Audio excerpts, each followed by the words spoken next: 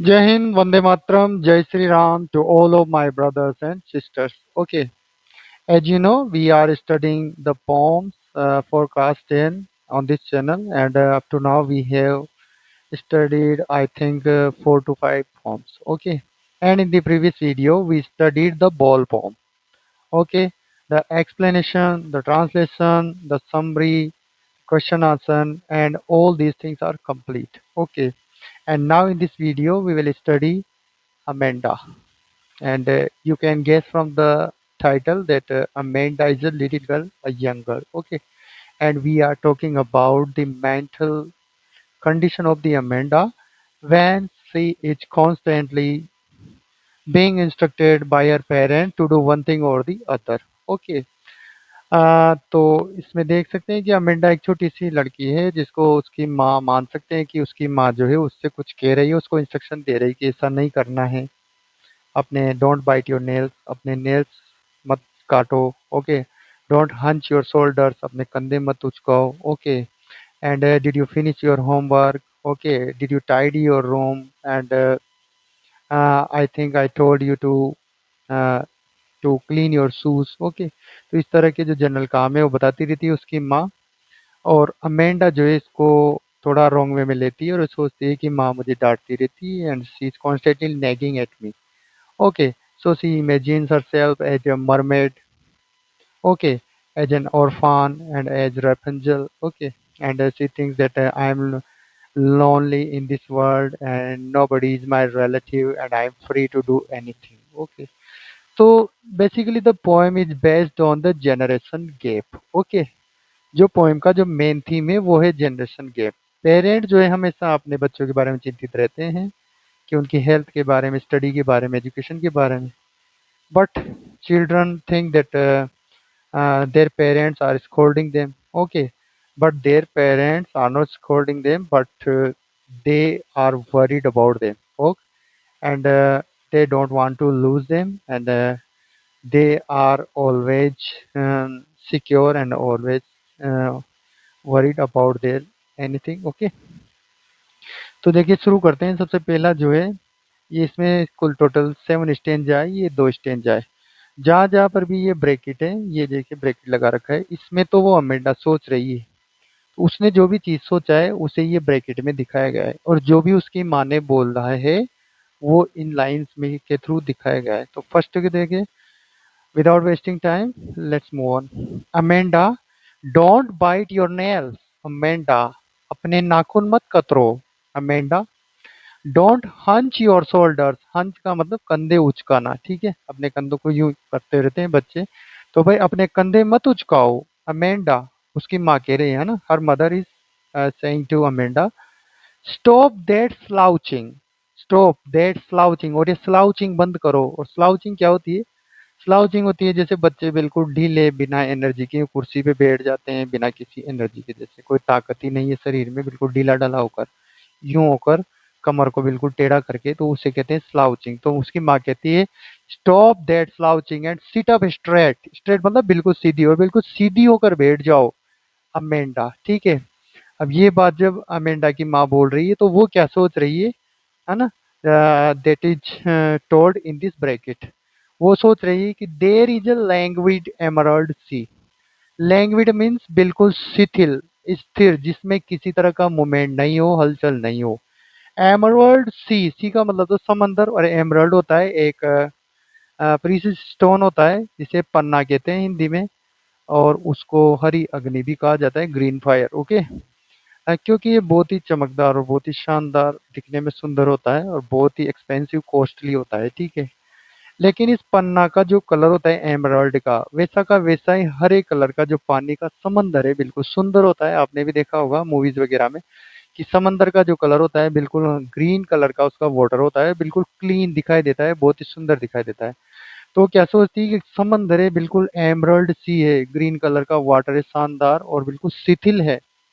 Where the soul, जहां पर soul मतलब अकेला, इनहेबिटेंट, इनहेबिटेंट मतलब रहवासी, रहने वाली, इज मी, और उस समंदर में अकेली रहने वाली कौन है? केवल मैं हूँ। इस तरह की इमेजिनेशन कौन करती है? अमेंडा।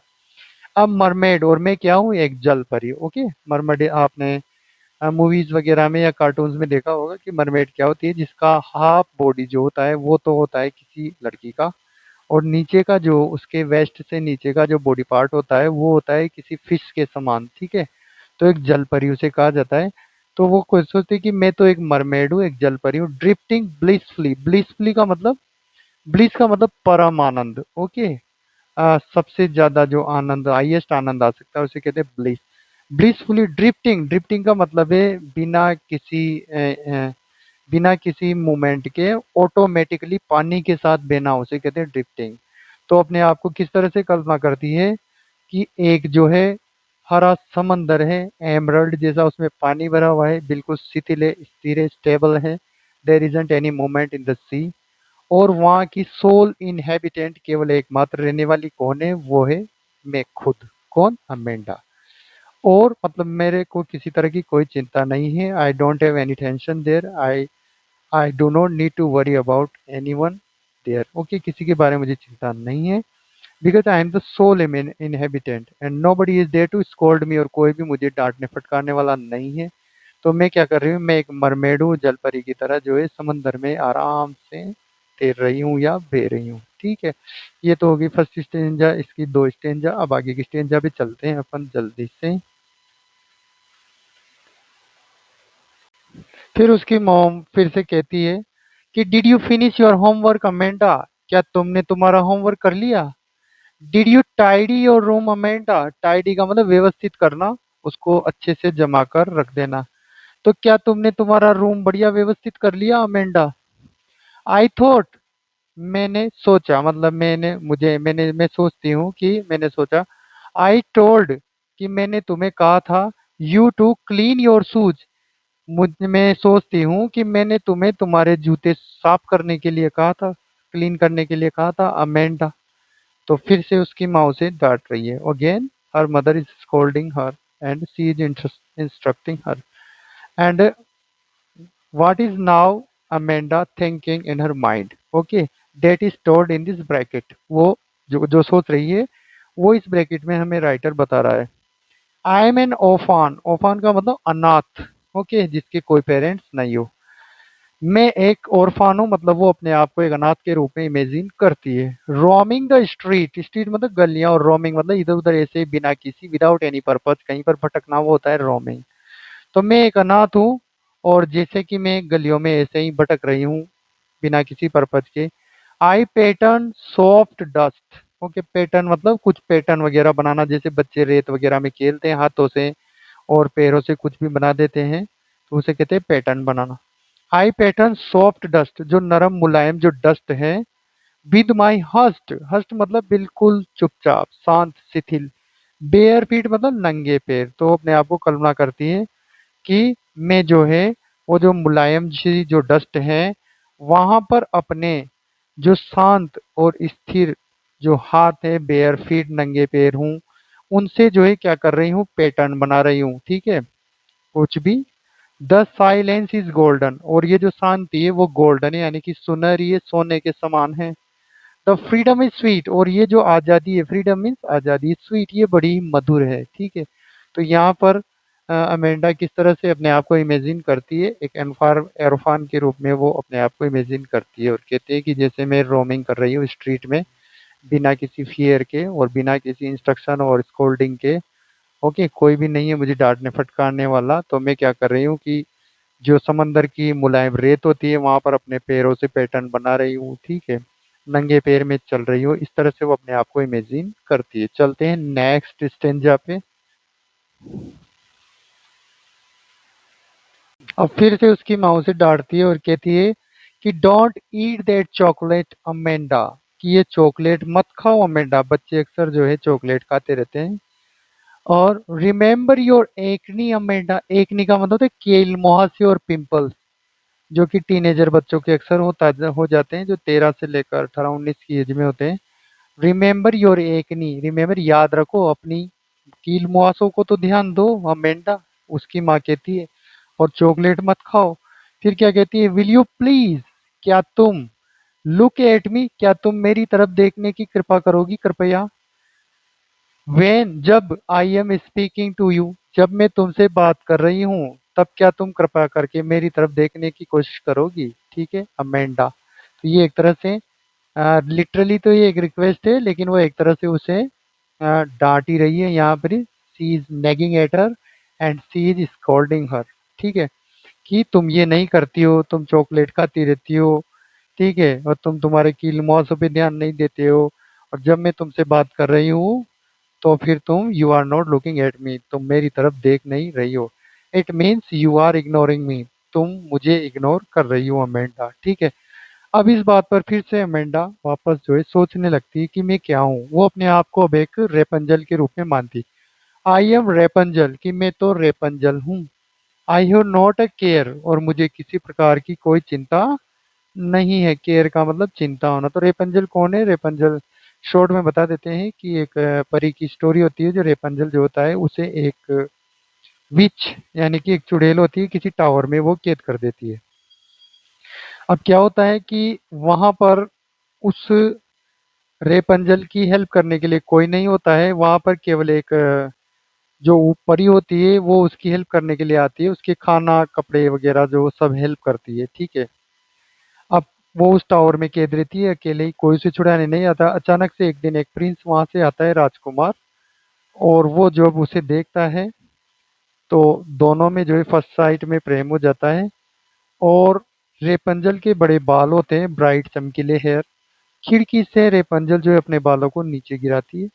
उन बालों को होल्ड करते हुए प्रिंस जो है ऊपर चढ़ जाता है और रेपंजल को अपने साथ लेकर अपने घोड़े पर लेकर वहां से भाग जाता है। तो इस तरह से रेपंजल वहां से फ्री हो जाती है। ये रेपंजल की स्टोरी है।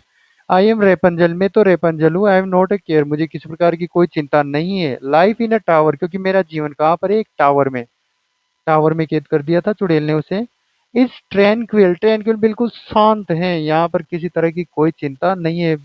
बहुत ही अच्छी शांति, यहाँ पर पीसफुल हूँ मैं। ठीक है, एंड रेयर, और ये तो बिल्कुल अद्वितीय है। मतलब इस टावर के अंदर इतनी शांति है कि ये अद्वितीय है, यूनिक है। यहाँ जैसी शांति मुझे कहीं भी नहीं मिल रही है। इस तरह से वो इमेजिन करती है। और वो क्या कहती है कि आई विल सर्टेनली, मतलब निश्चित रूप से, नेवर, कभी नहीं, लेट डाउन, नीचे गिराऊंगी, माई ब्राइट एयर, में मेरे चमकीले हेयर को।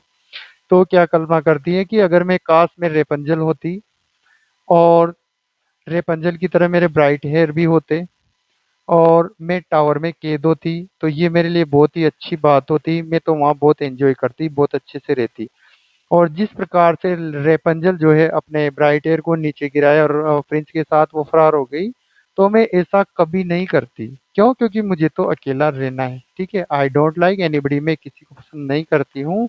आई don't like only solitude, I like only solitude. Okay, sorry, I like only solitude, मुझे केवल एकांत पसंद है। I love to be lonely, मैं केवल अकेले रहना चाहती हूँ। And I want to live my life at the fullest. Okay, I want to enjoy my life in this way. ठीक है, इस तरीके से मैं अपनी लाइफ को एंजॉय करना चाहती हूँ कि मैं तो बिल्कुल अकेले हूँ, क्योंकि मुझे किसी का डर नहीं हो, कोई कहने सुनने वाला नहीं हो, जैसे कि मेरी माँ मुझे लगातार डांटती रहती है। ठीक है, तो ये वो इस तरह से कल्पना करती है। अब इसमें लास्ट स्टेंजा और आएगी जिसमें माँ उसकी डांटेगी, और then the poem will be finished. Okay, अब ये लास्ट है। लास्ट स्टेज में जो है उसकी माँ फिर से जो है अमेंडा से बात कर रही है, और वो कहती है कि stop that sulking at once Amanda. Sulking, sulking का मतलब होता है कूदना, अंदर ही अंदर जो है किसी के लिए अपशब्द बोलना, गलत शब्द बोलना। जैसा कि बच्चे को डांट देते हैं तो अंदर ही अंदर कुछ ना कुछ बोलता रहता है, लेकिन अपने माँ बाप से नहीं कहता है। ठीक है, तो अंदर ही अंदर कूदना उसे कहते हैं हिंदी में।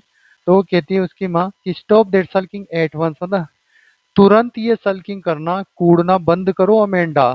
फिर you are always so moody Amanda, तुम हमेशा ही बड़ी मूडी रहती हो। मूडी मतलब तुम्हारे मूड में आए तो बात कर ली, तुम्हारे मूड में आए तो रो ले, तुम्हारे मूड में आए तो हंस ली। चिड़चिड़ी सी रहती हो तुम, हमेशा बात ही नहीं करती हो। ठीक है, एनीवन, कोई भी वुड थिंक, ये सोचेगा, दैट की आई नेगेड एट यू। नेगेड का मतलब रोका टोकी करना, कि मैं तुम्हें बार बार डांटती फटकारती रहती हूँ, रोकती टोकती रहती हूँ। एंड जैसा कि वो कर ही रही है ना। We can see in this poem that her mother is constantly nagging, her mother is constantly scolding her. Okay. तो वो कहती है कि कोई तो ये सोचेगा कि मैं तुम्हें हमेशा डांटती रहती हूँ, डांटती फटकारती रहती हूँ, रोकती टोकती रहती हूँ, ठीक है अमेंडा। तो यहीं पर अपनी पोम फिनिश है। And that's all for today's video and I am trying my best to make you understand.